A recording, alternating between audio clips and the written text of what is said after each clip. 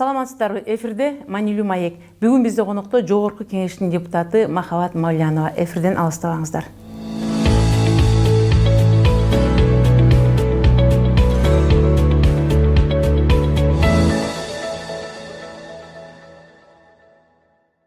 Саламатсызбы, Махабат айым, студиябызга куш келиптирсиз. Бүгүн сизге бере турган суроолорубуз жана коомчулукту кызыктырган суроолор транспорт, коммуникация, архитектура, курулуш боюнча сиз жетектеген комитетте акыркы учурда кандай маселелер болуп жатат. Ошол боюнча июнь айында бир комиссия түзүлүп иш башталды эле, бирок акыркы күндөр ал токтоп калган өңдөнүп атат. Бул маселе да коомчулукту кызыктырып атат. Ошол боюнча биздин көрүүчүлөргө азын улак айтып кетсеңиз. Саламатсызбы, рахмат сурооңузга. 2018 жылда сессияны баштагандан бери биз комитет активдүү иштеп келатабыз. Жана сиз айткан маселе боюнча айтып кетсем, комиссиялардын бул жумушчу топ түзүлгөн бир нече багыт боюнча. Биринчиси аэропорт, Манас аэропорту боюнча, экинчиси түштүк-түндүк жолу боюнча. Түштүк-түндүк жолу боюнча биз бир нече изилдөөлөрдү алып келдик буга чейин, бирок тилекке каршы жанагы ТЭЦтин жумуш каралганда ошол кезде Жогорку Кеңештин токтому чыгып, ошол жерде түндүк-түштүк жол боюнча дагы изилдөө жүргүзсүн деген ошо пункт камтылып кеткен экен. Кошумча камтылган экен пункт. Ошонун негизинен биз азырынча убактынча токтоттук жумушчу группанын ишмердүүлүгүнү. Жана ошондой эле бул комитетте түзүлгөн туура эмес болду, себеби биз ушу палатадан түзсөк мындай юридикалык жактан туура болот экен, ошондуктан биз палатага алып чыгышыбыз мүмкүн. Андан сырткары бул Манас аэропорту боюнча комиссия түзүлүп, анын дагы жакында жыйынтыктарын чыгарабыз. Ал эми негизги ушу транспорт, коммуникация, курулуш боюнча абдан бизде көйгөйлөр көп. Мисалы үчүн мынакей курулуш боюнча биздин эң чоң шаарыбыз болгон Бишкек шаарынын мынакей жакында биз ушул боюнча маселени карайбыз. Курулушлардын көйгөйлөрү абдан көп болуп атат. Деги эле шаардын жанагы мындай проект детального планирования деп коет, ошол ген план, ошондор жок да. Бул курулуштун негизги өзөгү болуп саналат. Мына ушул маселелерди көтөрөбүз. Жана жолдордун курулушу боюнча дагы бир ушу долбоорлор бар курулду беле же долбоору жок эле, мындай жанагы сметный документация жок эле курулду, ошону бүт иликтөөнү жүргүзүп атабыз. Анан жакында жыйынтыктарын беребиз. Андан сырткары бизде азыр абдан көйгөйлүү болгон бул граждандык авиация боюнча биз канчалык деңгээлде биздин жарандарыбызды, сырттан келген конокторду канчалык деңгээлде биз ушул авиация тармагында телөө көрсөтүп жатабыз. Мына өзүңүздөр уккандай, жакында эле бир авиакомпаниянын самолетунда ошол аэропорттун ичинде эле бир аз авария болду. Мына ушул эмне себептен келип жатат, эмне кантип биз оңдосок болот, ошонун суроолору абдан көп. Ошондуктан азыркы күндө парламентте ачык асман деген аба боштондук системасы кирген жатат. Бул деген биз ошол жалпы Кыргызстандын элин дагы конокторун тейлеген ошол граждандык авиация тармагында мындай жакшы атаандаштык чөйрөнү түзүп беребиз. Ошондо качан конкуренция болмоюнча өнүкпөйт дейт эмеспи? Ошондуктан качан ошо конкуренция абалын түзүп берсек, бизге күчтүү компаниялар келет.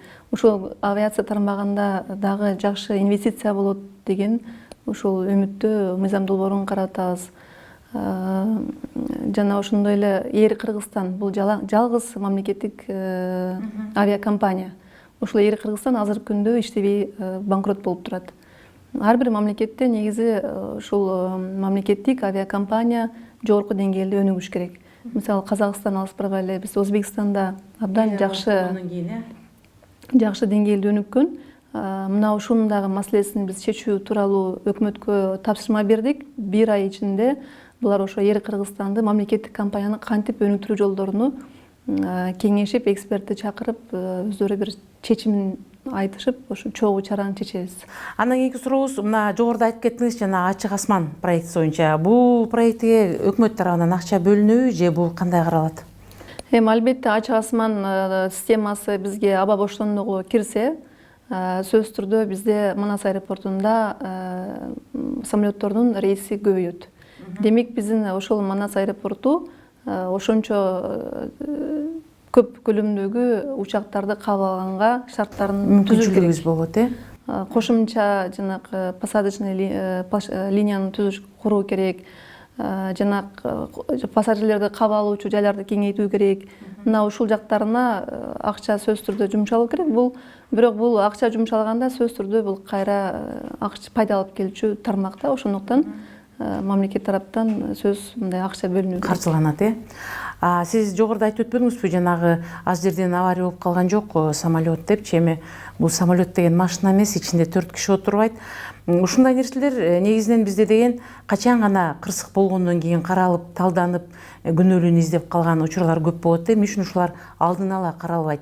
Мисалы үчүн алдын ала ошол учак жарайбы учканга же жарабайбы, ал жерде дөңгөлөк жарылып калды деген нерсе чындыгында эле коомчулукка аябай эле бир күлкүлүү нерсе болду. Чет жакта уккандар таң калды го, биз деген жол менен эмес, аба менен учуп жатып ошо дөңгөлөгүбүздүн кандай абалда экенин билбеген дейбиз деген сыяктуу. Ушул сыяктуу нерселер алдын ала каралып, алдын ала көзөмөлдөн өткөрүлүп, анан учурулуп же болбосо деген сыяктуу нерселер бизде качан ушу алдын ала каралат? Эми биринчи бизде чоң көйгөй бул биздин ошол жергиликтүү авиакомпаниялардын авиапарктарынын мындай аябай мындай чоң мүмкүнчүлүгү жоктугунан да, жаңы самолетторду алууга мүмкүнчүлүктөрү жок. Мына ошондуктан көпчүлүк бизде азыркы күндө 14 эле самолет ошол рейс аткарат Кыргызстандын территориясынан. Ошолордун баары эскирип калган да, көпчүлүк суднолор эскирип калган. Бул боюнча чоң маселе. Бирок граждандык авиация агентствосы тарабынан албетте өз убагында көзөмөлгө алынып турат. Ар бир 2 жылда аккредитациядан өткөрүп турушат. Көзөмөл катуу, алар каалаган кезде келип ошол учактын абалын, алардын техникалык абалын текшерип турганга акысы бар. Бүт мүмкүнчүлүк түзүлгөн укуктук чөйрөдө. Ошондуктан мен ойлойм, бул жакта инвестиция гана аз болгондуктан, конкуренция чөйрөсү өнүкпөгөндүктөн биз ушул жаңыланууга бара албай жатабыз.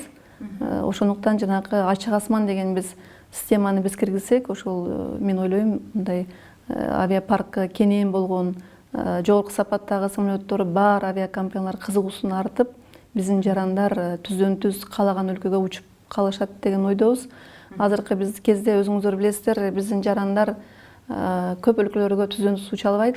Баары Алматы шаары, Москва, Стамбул жана башка аркылуу учушат да. Бул абдан татаалдык бир татаал ыңгайсыз абал түзөт да. Анын үстүнө биз туризмдин өлкөсү деп коебуз. Анан түз эгер самолет учуп барбаса, туристтер учуп келгенин каалабайт да. Бул дагы чоң тоскоолдук жаратат туризм тармагына. Мына туризм демекчи, бүгүн бул нерсе коомчулукта аябай катуу талкууланып, социалдык сеттер дөңгөрөп жатат десек да жаңылбайбыз. Бизде бир ушундай бир күндө бир жаңы тема пайда болчудай болду.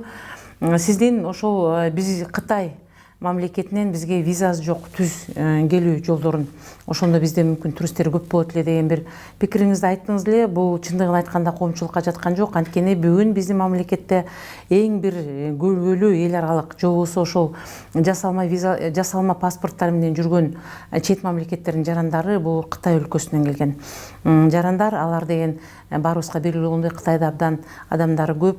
Алар биздин мамлекетке келгенден кийин кеткилери келбей эле. Ага карабастан бизде ушул бүгүнкү күндө жашоодон кыйналган кыздарыбыз дейбизби, же болбосо ушул турмушка чыгуудан кечигип жаткан кыздарыбыз дейбизби, айтор ошолордун биздин кыздар менен турмуш куруп кетүүсү дагы абдан бир көйгөйлүү маселе болуп атат. Анткени биз Кытай өлкөсүнө салыштырмалуу аз калкпыз. Анан кийин ошолордун визасы жок, биздин мамлекетке кирүүсүнө жол түзүп беришибиз керек деген сөзүңүз бул чынын айтканда бир топ эле биздин инсандарга, адамдарга жакпай калды. Мүмкүн бул боюнча сиз бир башкача оюңузду айтайын дедиңиз беле, же чындыгында эле алардын ошо визасы жок, бизге кирүүсү биздин туризмди өнүктүрөт деген бир пикириңизди билдиргиңиз келди беле? Ошол боюнча да айтып кетсеңиз. Бул маселени биз 3 жылдан бери көтөрүп келатабыз. Комитеттин жыйындарында жана башка тегерек столдордо биз аябай терең изилдегенбиз. Бул жаңы нерсени биз алып келген жок, келели деген жокпуз. Бул нерсе башка өлкөлөрдө көп жылдан бери колдонулуп келе жатат. Бул Кытайдын баарына эле визасыз киргизүү деген сөз эмес. Албетте биз депутат катары биринчи мамлекеттин кызыкчылыгыны, мамлекеттин коопсуздугуну сөзсүз алдыга коебуз. Бул деген сөз жанагы сиз айткан бул жака паспорт алып калып калган кыргыз жараны болуп калган кытайлар, булар ошол жалгыздап кирген кытайлардын мүмкүнчүлүгү көбүрөөк болот да. Себеби алардын ар биринин артынан контролдоо, көзөмөл алуу абдан кыйын. Мына биздин ошо Кытай жарандары келип паспорт алган жерлер эмнеге жооп беришпейт? Эмнеге аларга паспорт беришет? Эмнеге алардын визасын мыйзамсыз улам узартышат? Мына жалгыз киргенде бул оңойроо болот да. А группа деген бул менин негизги идеям коллективдүү туризмди өнүктүрүү. Бул бир эле Кытай эмес, жанагы кайсы мамлекетте адамдар, жарандар көп болсо, ошолор менен иштөө абдан ыңгайлуу.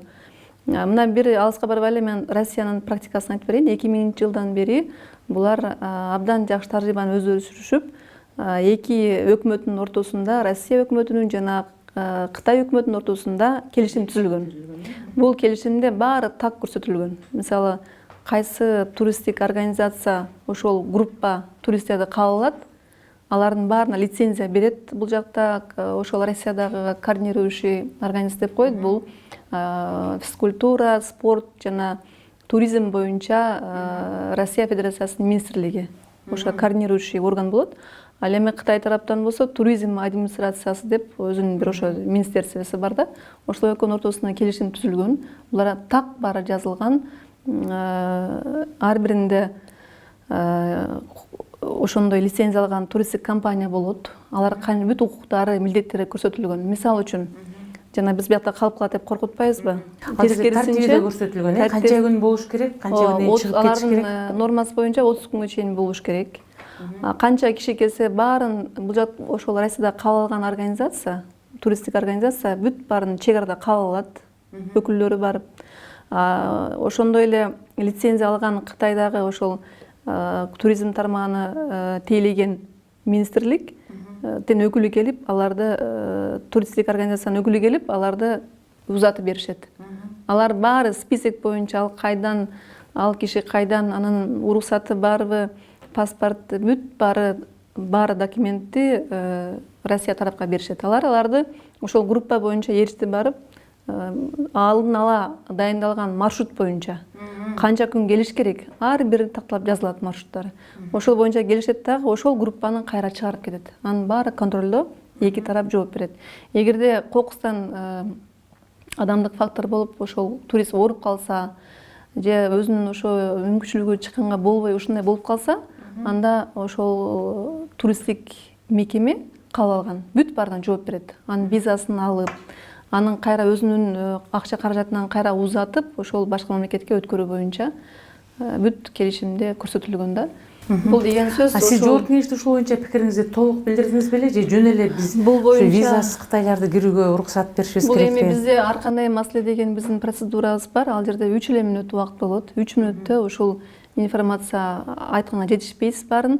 Бул нерсе бизде комитетте көп жолу талкууланган. Фискалдык политика, фискалдык саясат боюнча комитетте акыркы отурумунда бул ошол комитеттин чечимине кирген нерсе. Ошол чечимде каралып сунушталган нерсе. Азыр ошонун үстүндө биздин өкмөт иштеп жатат. Кантип ишке ашырсак болот ушул. Кантип биз ошол, мисалы үчүн Кытайда биздин Кыргызстанда бир 500 миңдей, 400 миңдей үй бүлө болсо, мисалы үчүн өзүнүн жетиштүү акчасы бар, үйү бар, мындай үй бүлөлүк кирешеси жетиштүү, туризмге, саякатка мүмкүнчүлүгү бар 400 миң үй бүлө болсо, Кытайда 400 миллион үй бүлө ошондой экен да. Алардын акчасы жетиштүү, алардын колунан байлыгы бар, акчасы бар, үйү бар. Алар бир башка мамлекетте калганга алардын кызыкчылыгы такыр жок. Алар бүт саякаттап эле өмүрүн өткөргөнгө турист каттары келип кетишет. 400 миллион ошондой деңгээлдеги калкы бар. Андан тышкары Кытай мамлекети азыркы күндө экономикасы боюнча эң алдыңкы өлкөлөрдүн бири болуп, 75% жарандары шаардын жарандары болуп атат. Булар такыр ошо жакырчылыкты жоюу боюнча чоң программасы иштеп жатат. Биз ушул шартты биз Кыргызстанга колдонуп экономикабызды көтөрсөк болот да, бир топ элечи. Мисалы, бир келген турист айтып коет эмеспи, бир нече жумуш орундарын түзөт. Мисалы, ошол эле келген 30-40тан келип, группа келип, кайра чыгып кеткенге чейин аны мисалы үчүн туристикалык компаниялар иштеш керек болот. Анын айдоочусу, жатаканасы жана башка сувенир сатып алат, тамак аш жана башка көптөгөн мындай эффектти берет да. Анан биз албетте бул жанагы коопсуздук биз үчүн биринчи, бирок жанакындай так милдеттерди коюп койсок, бул жерде абдан сонун бир иштеп бермек да бул система. Мисалы үчүн түндүк деп азыр электрондук ачык системага өтүп жатпайбызбы? Жалпы өкмөт түндүк ачык системасына, электрондук системага өтүп жатабыз. Бул министерство, ведомство жана коммерциялык структуралар ортосундагы бул байланышта, бул электрондук байланыш. Мына ошол жерде биз ГРЭС, регистрационный служба мамлекеттик, ошол погранслужба жана башкалар менен ич-ара байланыш түзүп, канча турист без виза келди, канча турист это маанилүү эмес, Кытайдан келеби, Америкадан келеби, Европаданбы, Монголияданбы келген туристти кайра чыгып кеттиби? Ошону контролдоочу функцияны ошол түндүк электрондук системага киргизип койсок болот. Бүгүн ошол тууралуу конференция болду. Анан ошол боюнча сунуш айтсам, ошол ишти алып бараткан өкмөттүн тиешелүү органдын өкүлдөрү мындай бул ошол системага киргизсе болот. Бул көзөмөлгө алса бул оңой эле система деп ушундай механизмдерди чогуу чаран иштеп чыгып, бул бир эле мен мисалы 3 мүнөттүк сүйлөмдү айтып коюп эле бул андан ары ишке ашып калчу эмес, бул абдан ар бир механизмди терең талдап, анализдеп, андан кийин ишке ашыруучу нерсе бул. Эми сиз айттыңыз, коомчулук көпчүлүгү каршы болот деп, мен каршымы айтканыңызга себеби дегенде бизде жанагы интернет соцсеттерде ошо фейковый жанагы өздөрүнүн деле мындай эмеси жоктор эле ошондой туура эмес маалыматты берип, жанагы контекст кесип алып, анан туура эмес маалыматты берип, изилдебей эле үсүртөн эле маалымат алып эле жакшы бизге экономикага пайдалуу нерсени тескери бурап койгон дагы абдан бул элибизге зыян нерсе болот деп ойлойм да. Мындай эл менен сүйлөшүп, көпчүлүк жөнөкөй эл менен сүйлөшсөңүз, мына мамлекеттик органдардын өкүлдөрү баары эле сүйлөшсөңүз, баары эле колдоп келатат бул инициативаны. Бул инициатива бүгүн чыккан жок. Бул нерсени органдардын, мамлекеттик органдардын көпчүлүгү бул жөнүндө өзгөчө департамент туризм боюнча туристтик ассоциациялардын өкүлдөрү, коомчулук бул жөнүндө маалымат алып келген буга чейин. Сиз ошол биздин кошуна өлкөлөрдө да ушундай нерсенин бар экендиги, бул ошо Кытайлардан келген топ туристтердин өздөрүнүн багыты менен, өздөрүнүн деген укугу менен келип, кайра бир белгилүү убакыттан кийин кайра ошол мамлекеттен турист катары келип эле кайра чыгып кетиши жөнүндө айтылган сөз экени бул эч жерде жок. Мен ойлойм, бул жөнүндө дагы бир тагыраак маселелерди көтөрүш керек. Чынында бүгүнкү күндө бизде Араб өлкөсүнөн бир күндө 2 самолет учуп келип, алар деген 10 күндөн ашык жүрүшпөйт экен. 10 күндүн ичинде биздин жаратылыштын коздуктарына, сууларыбызга, жер таштарыбызга кызыгып, жана биздин кыргыздын маданияты менен терең таанышып, кайра 10 күндүн ичинде чыгып кеткен бүгүнкү күндө бизде абдан көп. Аны да бир мисал айтып кетсек болот. Бирок эгер бул чындыгы, бул кагаздын ак бети чындыгы, бизде туризмди өндүрүш үчүн биз деген чет жактан кирген туристтерге каршы турбашыбыз керек. Аларды бул Кытай, бул араб же болсо бул немец биз киргизбейбиз деген нерсе туура эмес. Антсек биз деген такыр өнүгө албайбыз деген дагы маселе бар бул жердечи. Андан сырткары ушул сиз жогоруда биздин маекте айтып кеттиңиз, жанагы туристтердин группа менен келиши боюнча. Бул нерсе бүгүн эми коомчулук ошо сизди туура эмес айтты деген пикир менен эле калып калабы, же мындан ары да улантып пресс-конференцияларды берип, же болбосо журналисттер менен чогуу отуруп сүйлөшүп, ошол эле деген тиги жогорку кеңеште кайра чыгып, мен оюмду ушу туура эмес жеткендиги бүгүн менин эмес, же болбосо эл өкүлдөрүнүн эмес, коомчулуктун дагы бир чоң катачылыгы болуп жатат. Анткени айтылган нерсени туура кабыл албай жатышат. Менин оюм мындай болчу деп бир айтып кетесизби, же ушул бул боюнча калып калабы? Эми жогорку кеңештин пресс службасы менен биз кошумча маалымат бердик. Мен ошол жетиштүү деп ойлойм. Себеби бул маселе айтпадымбы, бүгүн эле чыгып келген маселе эмес. Бул маселе боюнча биз өткөн жыйында караганбыз. Айтылган бул сөздөр өкмөткө тапшырма берилген. Өкмөт анын үстүндө иштеш керек азыр. Биз тегерек столдор өткөрүп, ошол конструктивдүү мындай маалыматты дагы чогултуп, биз кантип эгерде визасыз болобу, кыска мөөнөттө бир жеңилдетилген виза болобу, бирок ушундай топторду алып келип уюштуруу жактарына биз сөзсүз ишке ашырышыбыз керек да. Ал эми бул жердин эң жакшы жери ошо группа болуп келгенде буларды көзөмөлгө алуу оңой да. Бир киши киргенден көрүүчү. Бул жанагы айткандай баары так көрсөтүлүп, келишимде көрсөтүлүп, ар бир ошо туристтик компаниянын милдеттери көрсөтүлүп жазылат да. Ал эми жалгыз келген кишиге ошол жана группага келгенде эгерде туристтик компания жооп берип жатса мыйзам үстүндө, жаңы жалгыз келгенге ким жооп берет? Мыйзамда жазылган эмес, жалгыз келген туристке ким жооп берет деген эч кандай жазылган эмес, бирөөгө жүктөлгөн эмес милдет. Бул биз айткан сунуш бул тескерисинче биздин коопсуздукту камсыз кылып берет, алардын чыгып кетишин толук камсыздайт жана ошондой эле экономиканын өнүгүшүнө чоң өбөлгө болот. Ушул жогоруда сиз көтөргөн маселени бүгүнкү күндө бизде бар ошо туризм департаменти өзү эле ушул ишти аткарып бере алабы, же дагы кошумча фирмалар түзүлүп, кошумча келишимдер түзүлүп, анын ичинде коррупция болуп, кайра эле биз деген бир жоготууга барып, же болбосо бир ушу психологик жактан бир мүчүлүштөргө барабызбы? Бул маселени туура айттыңыз. Негизи ошол департамент туризма деген бар. Бул маданият министрлигинин алдындагы департамент. Азыр болсо өзүнчө агентство болуп түзүлгөн жатат, агентство туризма деп. Ошолор эле чечиш керек болчу.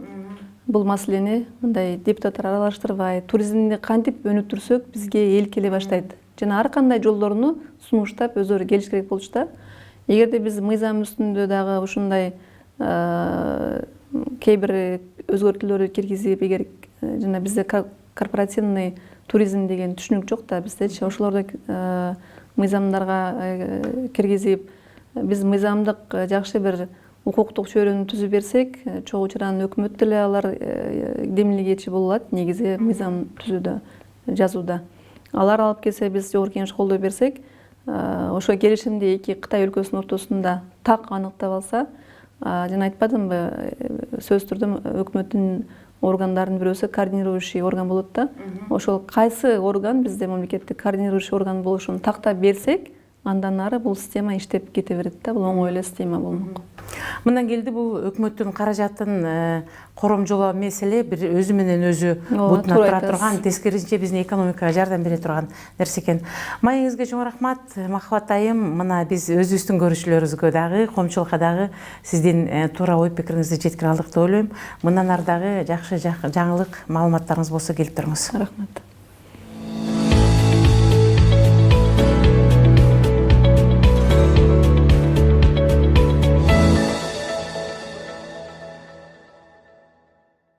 Ушуну менен маанилүү маегибиз соңуна чыкты. Бүгүн бизде эфирде Жогорку Кеңештин депутаты Махабат Мавлянова болду. Эфирди мен Үмүт Мукамбетова алып бардым. Кайрадан кездешкенче саламатта болуңуздар.